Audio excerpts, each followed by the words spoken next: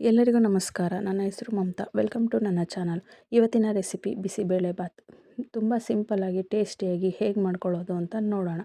ಮೊದಲಿಗೆ ಒಂದು ಲೋಟ ತೊಗರಿ ಬೇಳೆಯನ್ನು ಚೆನ್ನಾಗಿ ತೊಳೆದು 10 ನಿಮಿಷ ನೆನೆಹಾಕಬೇಕು. ಆಮೇಲೆ ಅದನ್ನು ಒಂದು ಕುಕ್ಕರ್ಗೆ ಹಾಕಿ ಹಾಗೇನೆ ಒಂದು ಲೋಟ ಅಕ್ಕಿಯನ್ನು ತೊಳೆದು ಹಾಕಬೇಕು.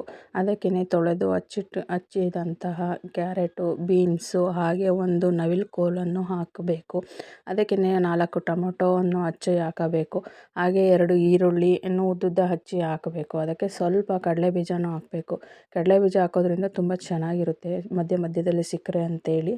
ಹಾಗೆಯೇ ಅದಕ್ಕೆ ಹಸಿ ಬಟಾಣಿ ಇಲ್ಲ ಅಂತಂದರೆ ರಾತ್ರಿ ನೆನೆಸಿದ ಬಟಾಣಿನೂ ಹಾಕಬಹುದು. ಹಾಗೆಯೇ 1 ಲೋಟ ಅಕ್ಕಿಗೆ 4 ಲೋಟ ನೀರಿನಂತೆಯೇ ನಾನು ಇಲ್ಲಿ 1 ಲೋಟ ಅಕ್ಕಿ ಮತ್ತು 1 ಲೋಟ ಬೇಳೆಗೆ 8 ಲೋಟ ಅಥವಾ 10 ಲೋಟ ನೀರನ್ನು ಹಾಕಿ ಅದಕ್ಕೆ ರುಚಿಗೆ ತಕ್ಕಷ್ಟು ಉಪ್ಪು ಮತ್ತು ಸ್ವಲ್ಪ ಅರಿಶಿನ ಪುಡಿಯನ್ನು ಹಾಕಿ ಒಲೆ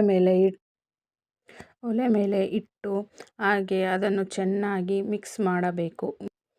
ಅದನ್ನೆಲ್ಲ ಚೆನ್ನಾಗಿ ಮಿಕ್ಸ್ ಮಾಡಾದಮೇಲೆ ಕುಕ್ಕರ್ ಮುಚ್ಚಳವನ್ನು ಮುಚ್ಚಿ ಒಂದು ವಿಷಲ್ ಬರೋ ತನಕ ವೆಯ್ಟ್ ಮಾಡಬೇಕು.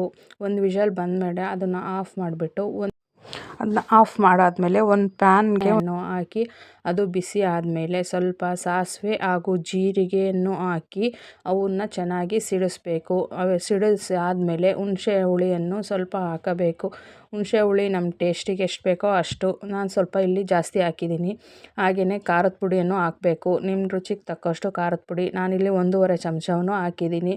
ಹಾಗೆಯೇ ಸ್ವಲ್ಪ ಸಕ್ಕರೆಯನ್ನು ಹಾಕ್ತಾಯಿದ್ದೀನಿ. ನಾನು ಸ್ವಲ್ಪ ಸಕ್ಕರೆ ಜಾಸ್ತಿ ಹಾಕ್ತಾಯಿದ್ದೀನಿ. ನಿಮ್ಗೆ ಎಷ್ಟು ಬೇಕೋ ಅಷ್ಟು ಹಾಕೋಬೋದು.